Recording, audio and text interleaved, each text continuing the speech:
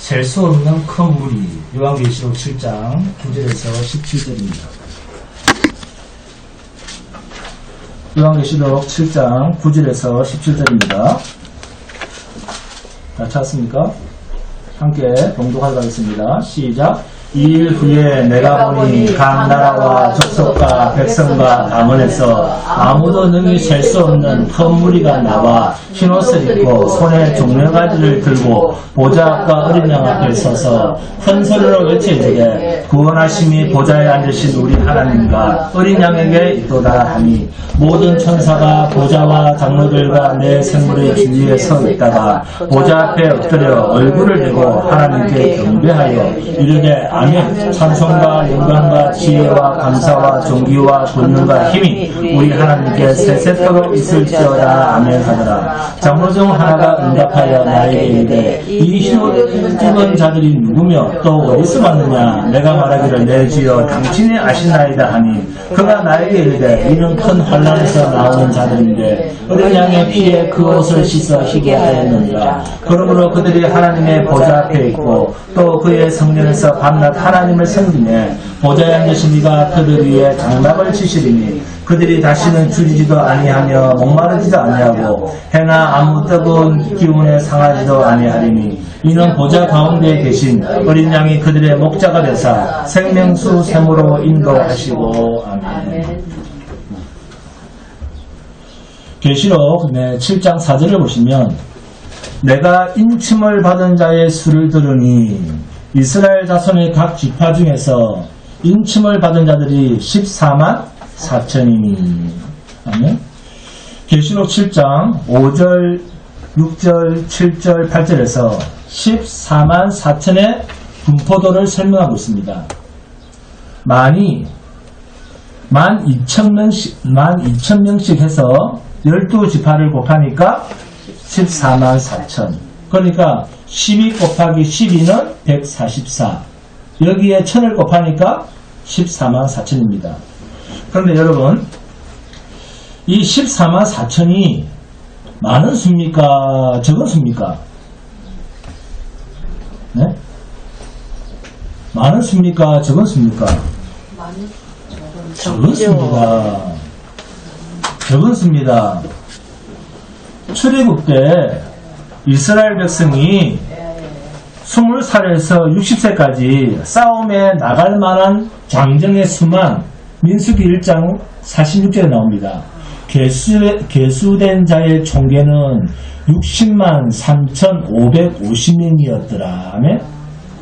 그러면 요한계시록 7장 4절에 나오는 14만 4천 명은 출애굽으로 비교를 하면 4분의 1밖에 안 되지 않습니까? 4분의 1 조금 넘죠. 4분의 1 조금 넘습니다. 그렇죠.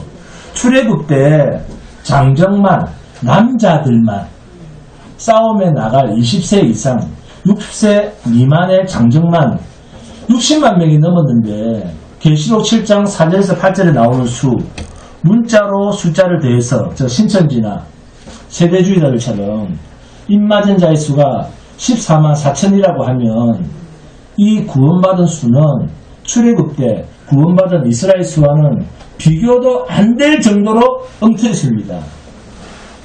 계시록 7장 9절에서 2일 후에 내가 보니 각 나라와 족속과 백성과 방언에서 아무도 능히 셀 수 없는 큰 무리가 나와 흰옷을 입고 손에 종려가지를 들고 보좌 앞과 어린 양 앞에 서서 아무도 능히 셀 수 없는 큰 무리가 나와 이렇게 말씀하고 있잖아요.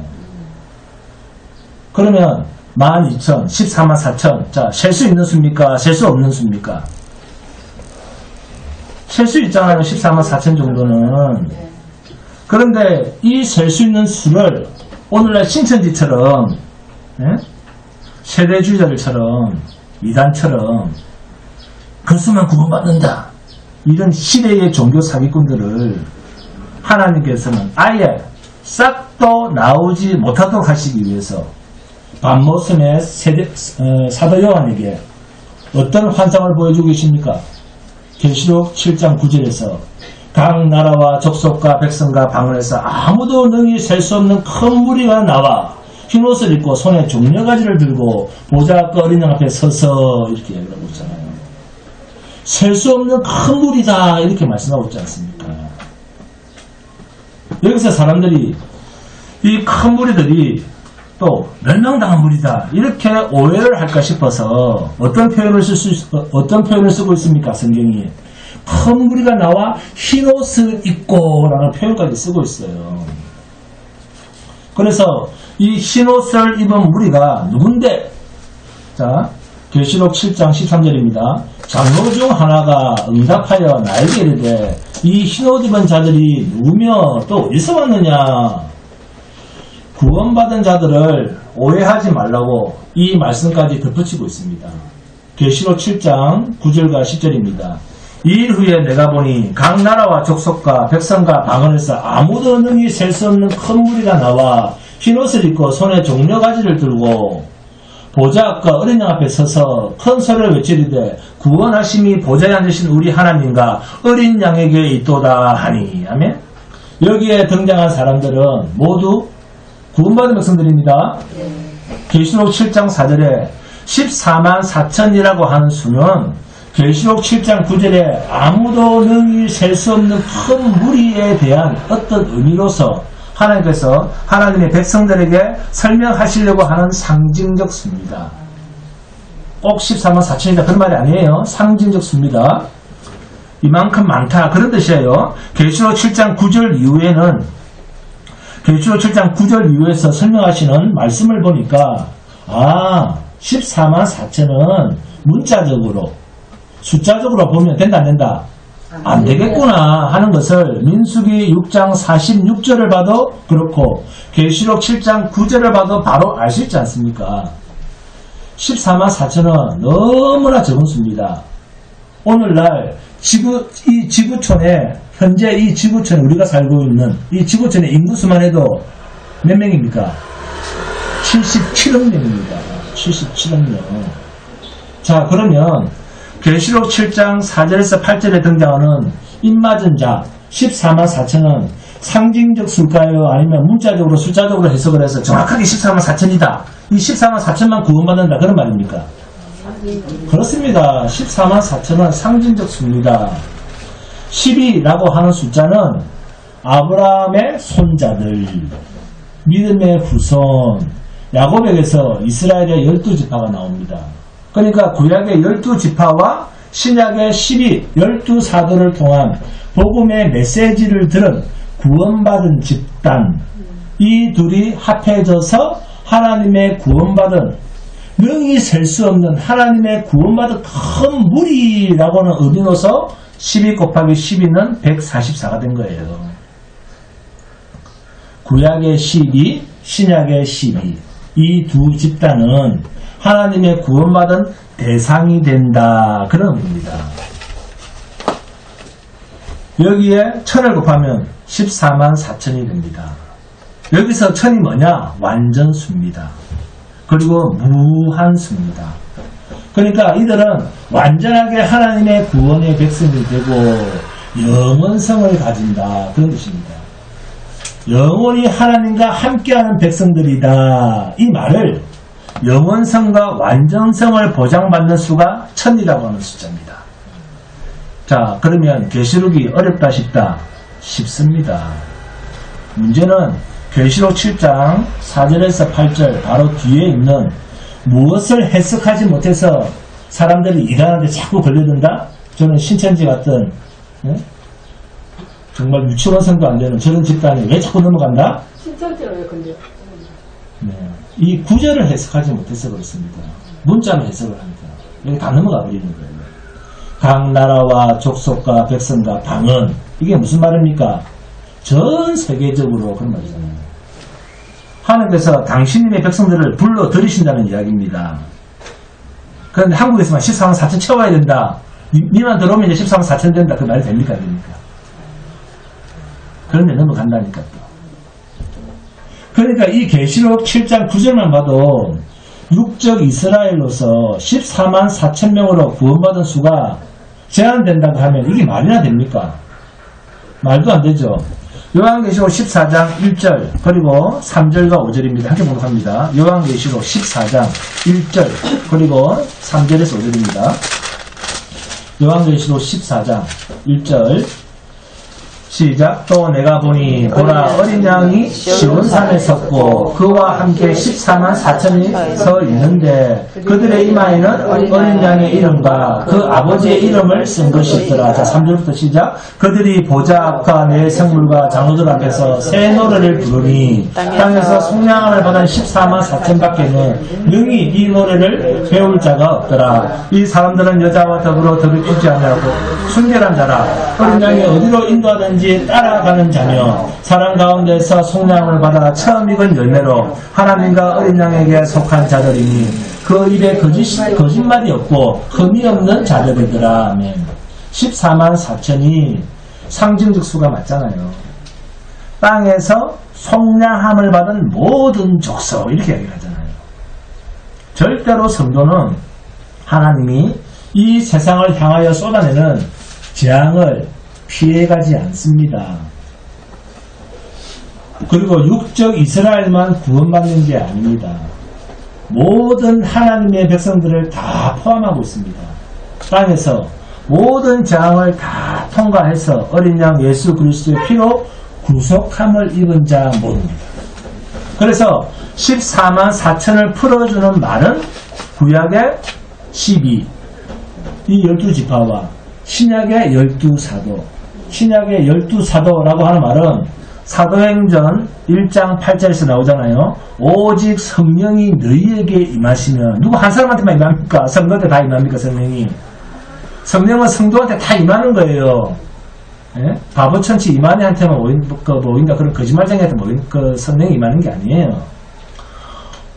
그 하나님이 택한 모든 자, 오직 성령이 너희에게 임하시면 너희가 권능을 받고 예루살렘과 온 유대와 사마리아 땅 끝까지 이르러 내 증인이 되리라.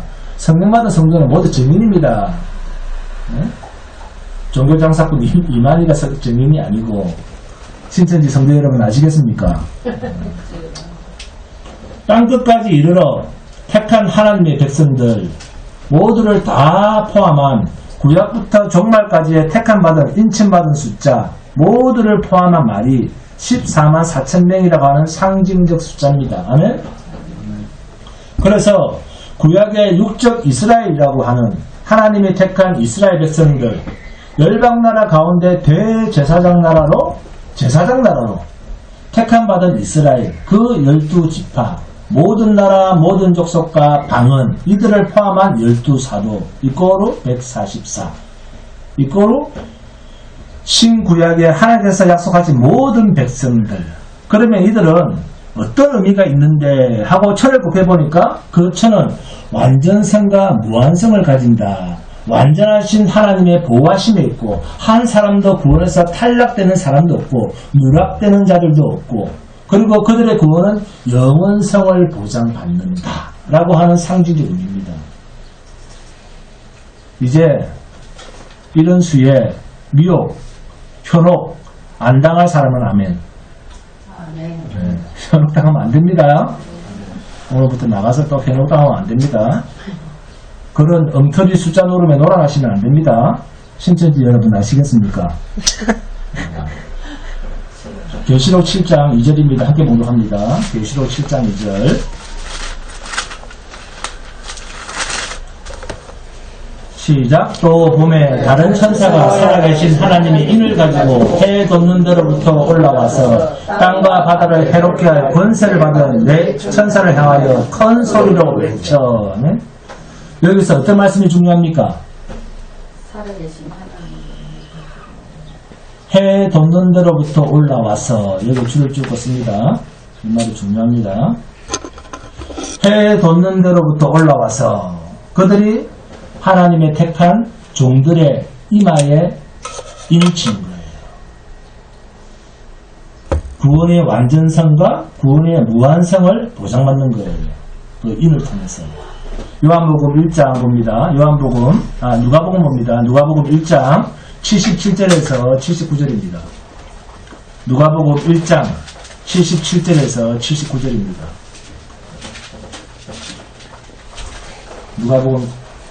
누가복음 1장 77절에서 79절.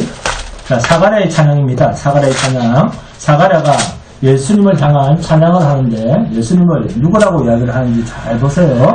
77절 시작. 주의 백성에게 그 죄 사함으로 말미암는 구원을 알게 하니 이는 우리 하나님의 긍휼로 인함이라. 이로써 돋는 해가 위로부터 우리에게 임하여 어둠과 죽음의 그늘에 앉은 자에게 비치고 우리 발을 평강의 길로 인도하시려다 하니라. 아멘. 우리를 구원하는 자는 어디로부터 온다? 돋는 해. 계시록 7장 2절로 표현하면 해에 돋는 데로부터입니다. 말라기서 4장 2절로 표현을 하면 내 이름을 경외하는 너희에게는 공의로운 해가 떠올라서 치료하는 광선을 비추리니 너희가 나가서 외양간에 나온 송아지같이 뛰리라 하는 공의로운 해. 이분이 누가복음 1장 78절에 돋는 해라는 말로 사용되어지고 있는 예수 그리스도입니다. 에스겔서 43장에서도 하나님의 영광이 동쪽 문을 통해서 들어간다는 구절이 있습니다. 에스겔서 43장 4절입니다. 여호와의 영광이 동문을 통하여 성전으로 들어가고, 그리고 하나님 나라를 상징하는 약속의 땅 가나안도 반드시 어디로부터 들어간다? 요단 동편으로부터 들어갑니다. 왜 동쪽인가? 하나님의 구원의 문이 동쪽으로부터 시작이 된다는 거예요. 창세기 2장 8절 함께 봉독합니다. 창세기 2장 8절입니다.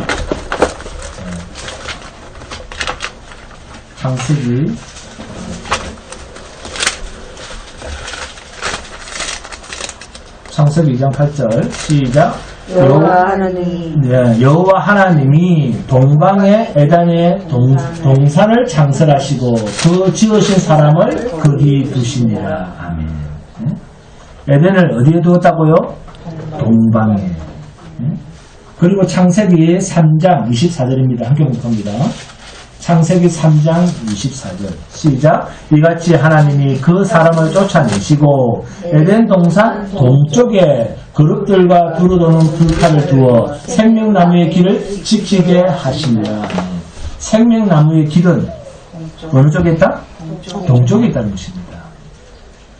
그러니까 마지막 아담 살리는 자, 생명으로 살리는 길은 반드시 동편으로나 문으로 들어오시는 자다. 아멘. 여호수아 1장 15절입니다. 여호와께서 너희를 안식하게 하신 것 같이 너희도 너희의 형제도 안식하며 그들도 너희의 하나님 여호와께서 주시는 그 땅을 차지하기까지 하라.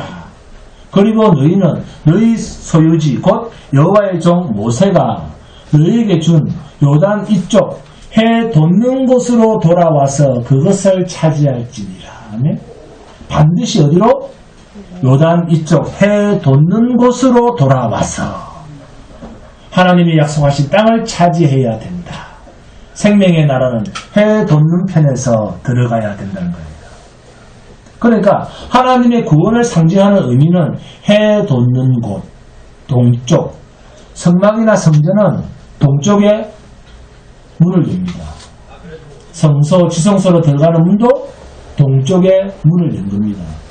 그래서 해 돋는 쪽에서 올라온 천사는 하나님의 구원의 소식을 전하러 온 전령자라는 거죠.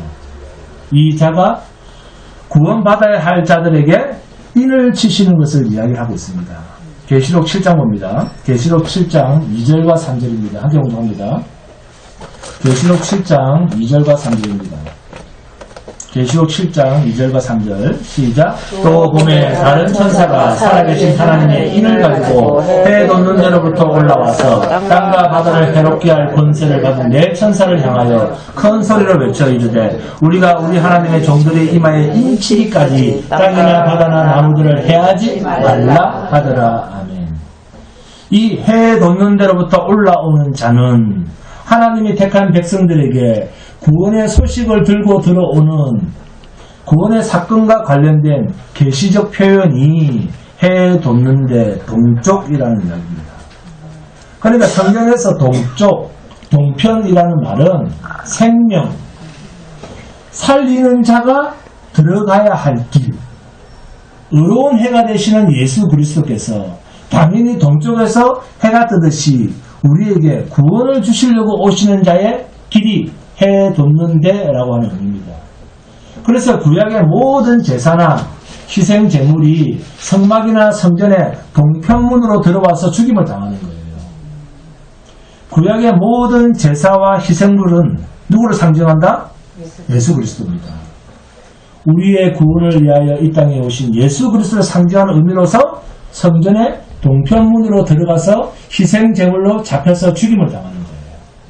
그렇기 때문에 자 여러분 14만 4천의 수에 들어와야 삽니다. 이런 바보 천치 같은 소리에 현혹당하면 안 된다는 이야기입니다. 신천지 여러분. 출애굽해서 나온 숫자만 민수기 1장 46절에 나오잖아요. 신천지 여러분. 계시된 자의 총교는 60만 3,550명이었더라. 아멘. 14만 4천보다 4배나 더 많은 숫자입니다. 신천지 여러분. 그래서 14만 4천에 들어온나? 이 수만 구원받는다 하는 그런 이만희 마귀 소리에 여러분의 영혼을 뺏기면 안 됩니다. 그리고 세대주의자나 사이비 이단들이 말하는 육적 이스라엘이 아닙니다. 14만 4천은 상징적인 수요, 영적 이스라엘입니다. 로마서 9장 봅니다. 로마서 9장 6절에서 8절입니다. 로마서 9장 6절에서 8절입니다. 한 개 공부합니다. 로마서 9장 6절에서 8절입니다.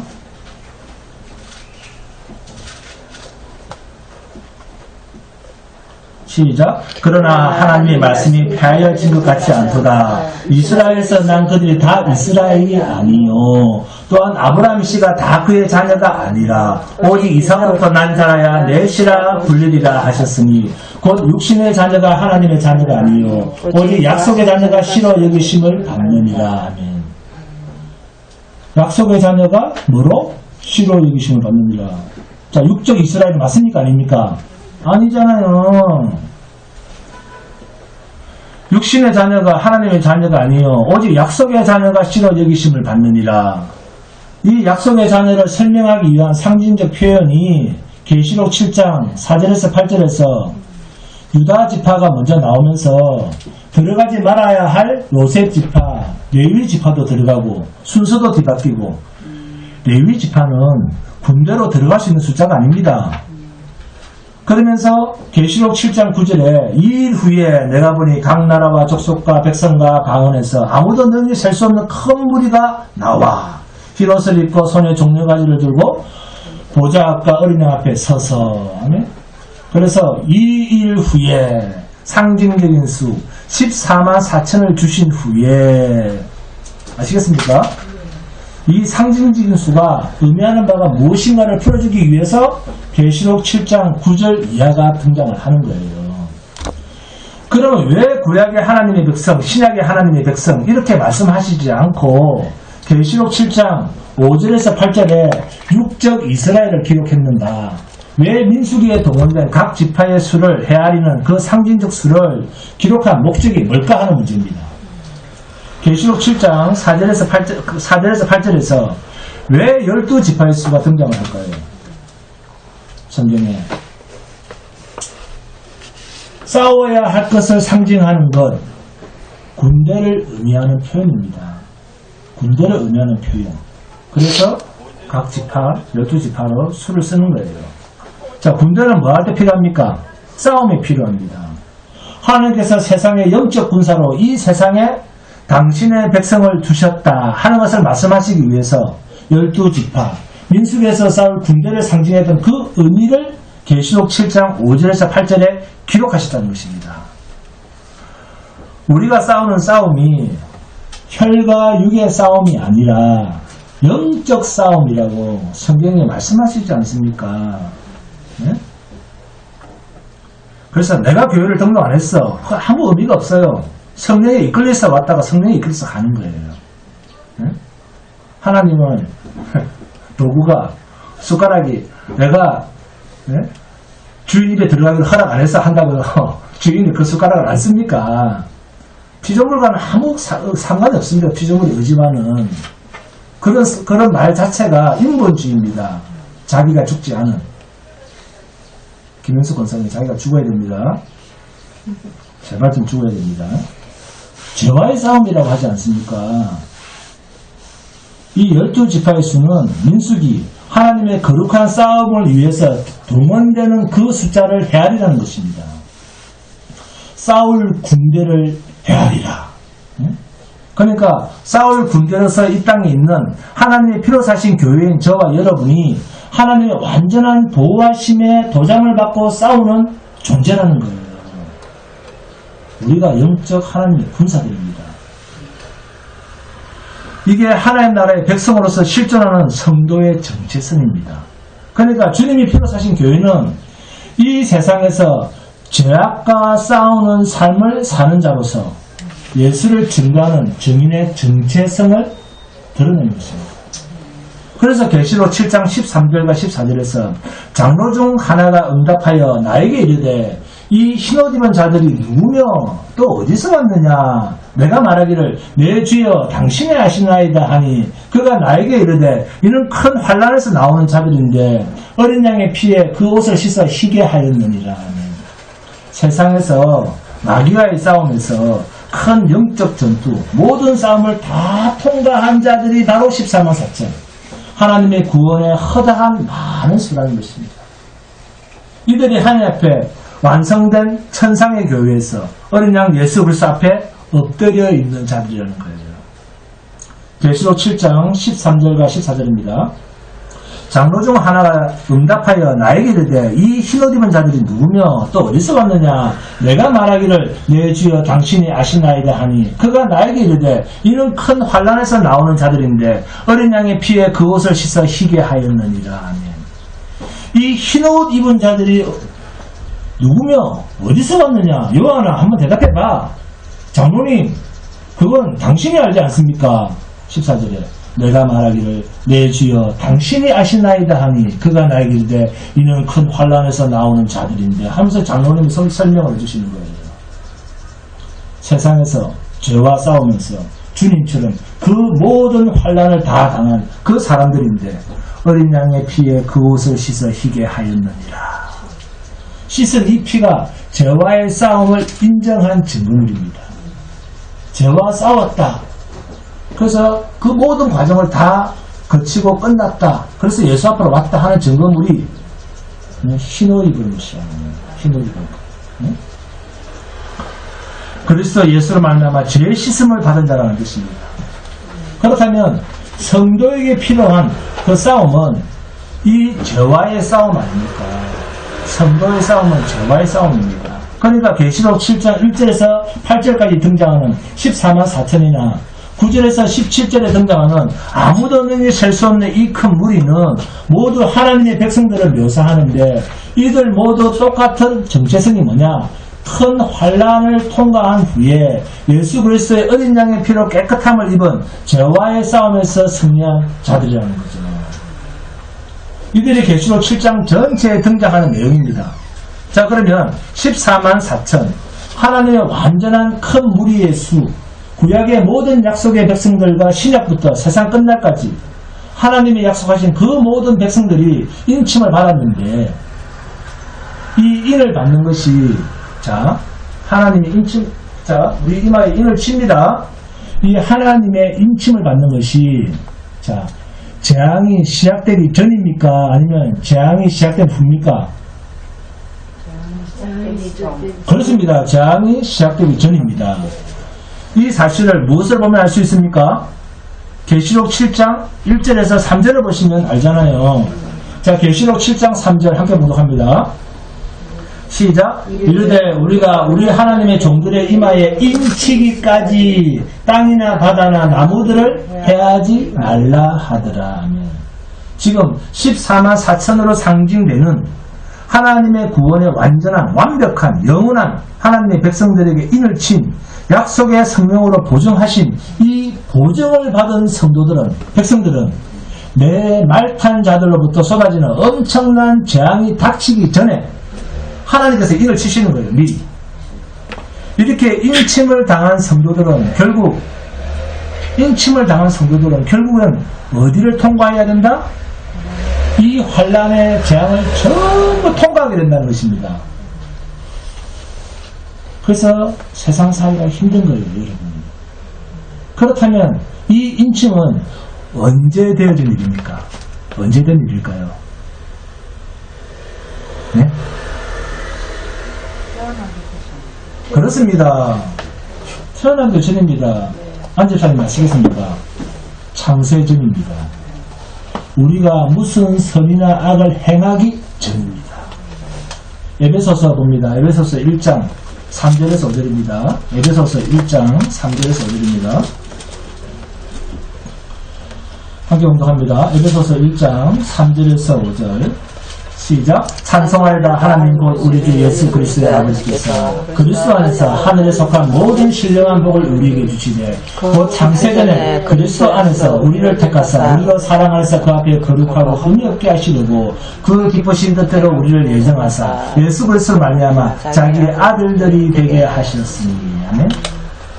창세전에 나오잖아요. 네?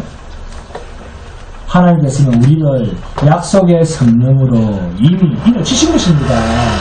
들어오라 말아요. 신천지 여러분 아닙니다.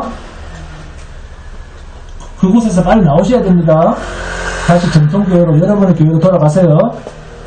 그리고는 재앙이 쏟아지는 이 세상에 내 말탄 자들로부터 재앙이 쏟아지는 이 세상에 우리를 보내신 것입니다. 우리를 태어나게 하신 거예요.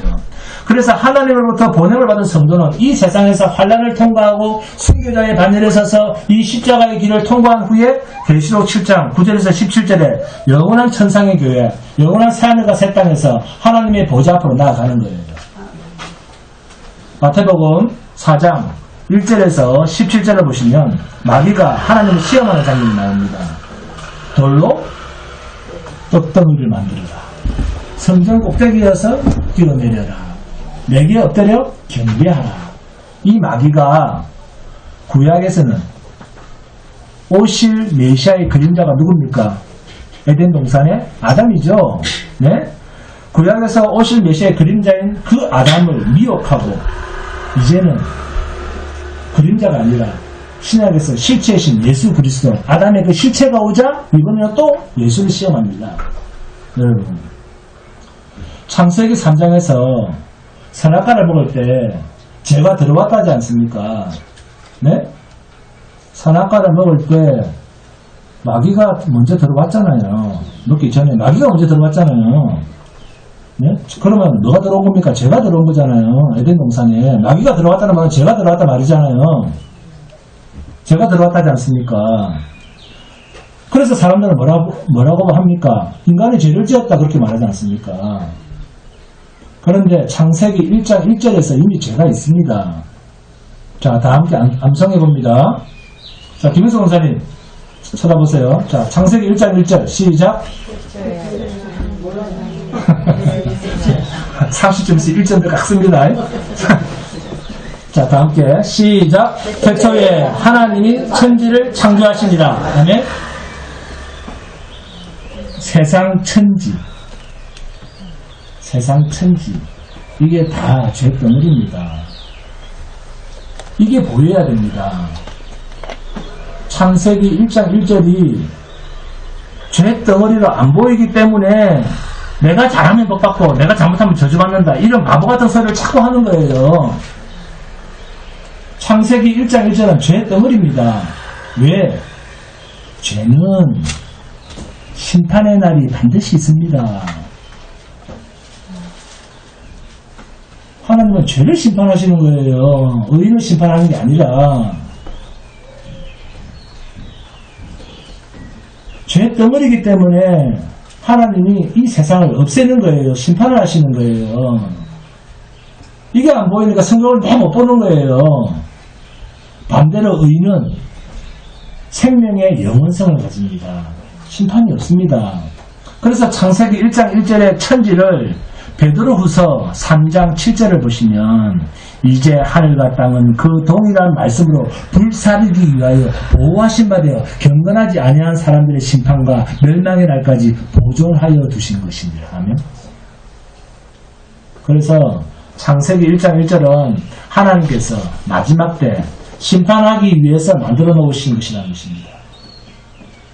그러니까 창세기 1장 1절 이 천지가 죄 덩어리다 라고 하는 것이 보여야지, 신앙생활이라고 하는 게 인간 내 하기 나름이 아니고 나는 그냥 죄 속에 갇힌 존재구나. 신분이 뭐다? 우리는 죄인입니다. 여러분이 어떤 짓을 해도, 저리 가서 불공을 드리고 뭘 해도 죄인의 신분은 벗어난다 못 벗어난다? 못 벗어난다니까요. 이게 성경에서 안 보이니까 전부 율법주의와 초딩 같은 이단 사이비 저 신천지 같은데 놀아나는 거예요. 여러분, 신천지 여러분 빨리 나오셔야 됩니다. 기독교 무당이 되는 거예요. 하나님께서는 왜 천지를 창조하셨을까요? 신천지 여러분 대답해 보세요.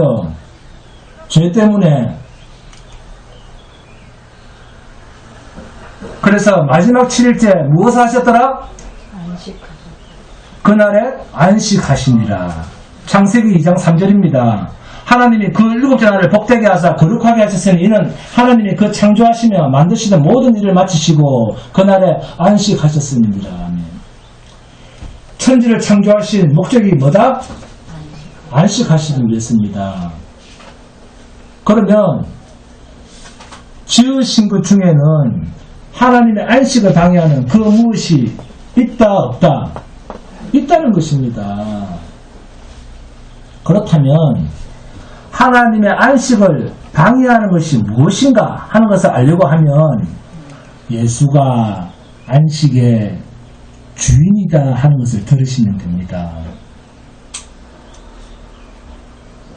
예수가 뭐하러 왔다?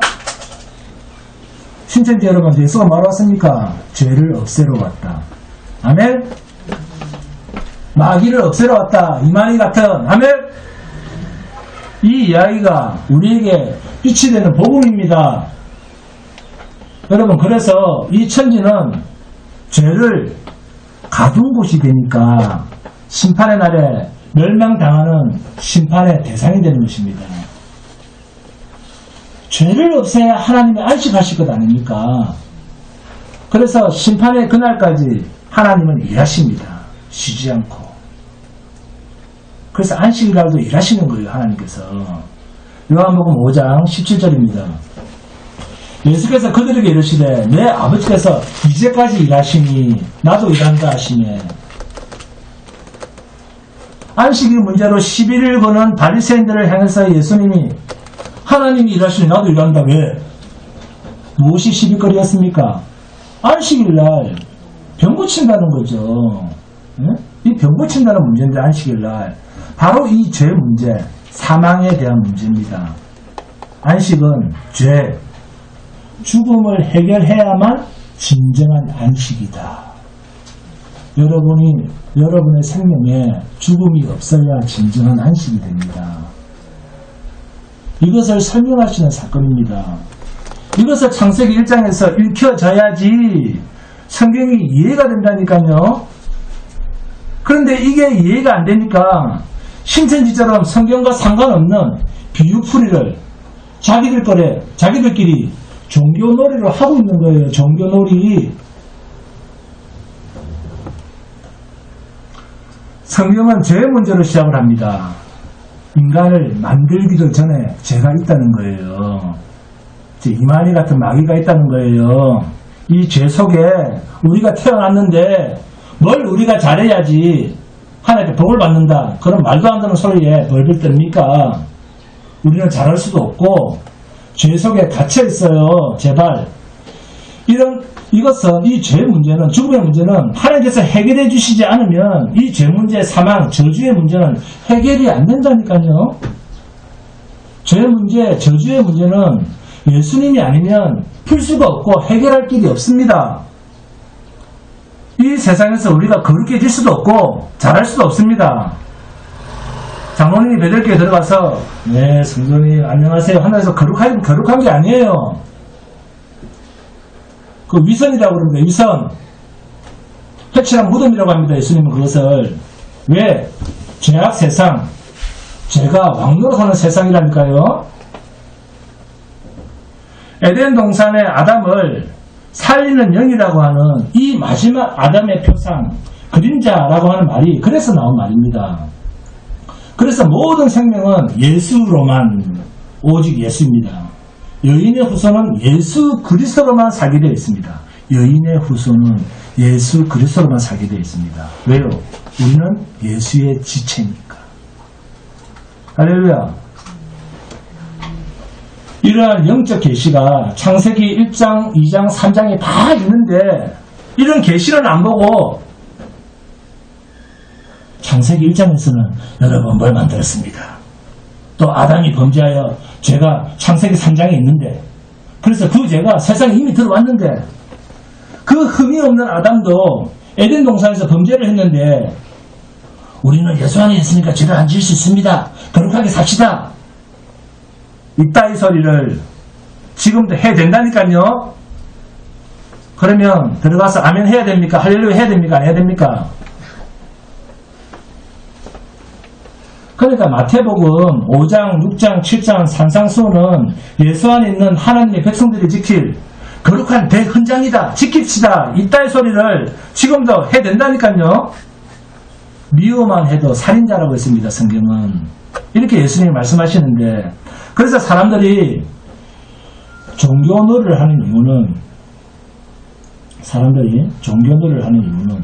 교회든 어디서든 첫째, 성령 하나님의 은혜가 없는 자든지 둘째, 계시의 정신이 없는 자들이 그런 짓을 합니다. 그러니까 성경을 글자로만 읽고 첫째 날 뭐 만들고 둘째 날 뭐 만들고 글자만 보이지 문자만 보이지 성경의 계시가 전혀 안 보이는 거예요. 오직 뭐만 보인다? 글자만 보이는 거예요. 글자만. 차라리 장님이 되었으면 계시가 보였을 텐데 그 글자 속에 있는 계시가 안 보이는 거예요.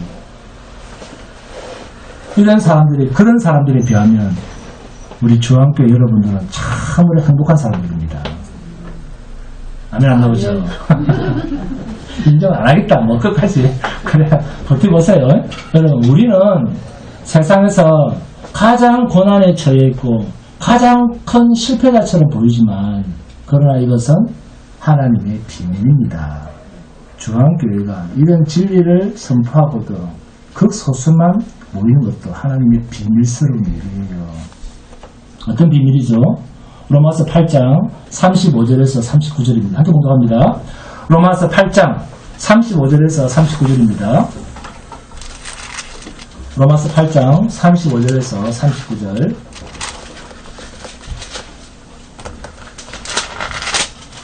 시작. 누가 우리를 그리스도의 사랑에서 끊으리요 환난이나 공고나 박해나 기근이나 적신이나 위험이나 칼이라 기록된 바 우리가 종일 주를 위하여 죽임을 당하게 되며 도살당할 양같이 여김을 받았나이다 한과 같으니라.